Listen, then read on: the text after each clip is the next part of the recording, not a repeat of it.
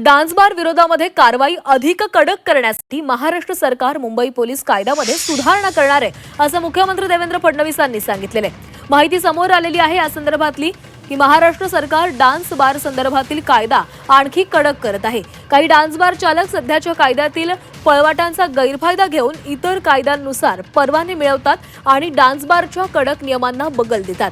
त्यामुळे राज्य सरकार चालू पावसाळी अधिवेशनामध्ये मुंबई पोलीस कायद्याबाबत सुधारणा करणार असल्याची घोषणा मुख्यमंत्र्यांकडून करण्यात आलेली आहे।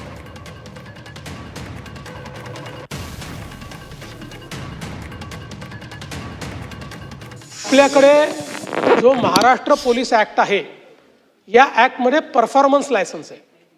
कारण आपल्याला माहिती आहे कुठलाही कार्यक्रम करायचा असेल, हॉटेलमध्ये करायचा असेल, बाहेर करायचा असेल, सार्वजनिक ठिकाणी करायचा असेल तर परफॉर्मन्स लायसन्स घेता येतो।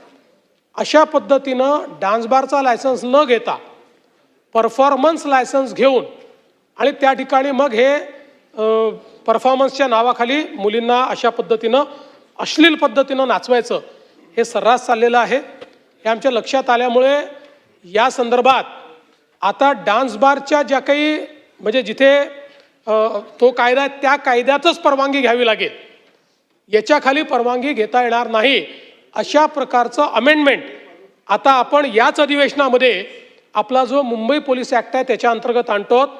ते अमेंडमेंट आणल्यामुळे हे जे काही परफॉर्मन्स लायसन्स घ्यायचा आणि डान्स बार चालवायचा ही पद्धत बंद होईल। डान्स बारच्या कायद्याच्या अंतर्गत जर कोणी लायसन्स घेऊन त्या ठिकाणी परफॉर्मन्सेस चालवले तर त्यामध्ये खूप आपण अटी टाकलेल्या आहेत। त्या अटींमुळे मला असं वाटतं की त्याच्यावर आपल्याला नियमन करता येईल।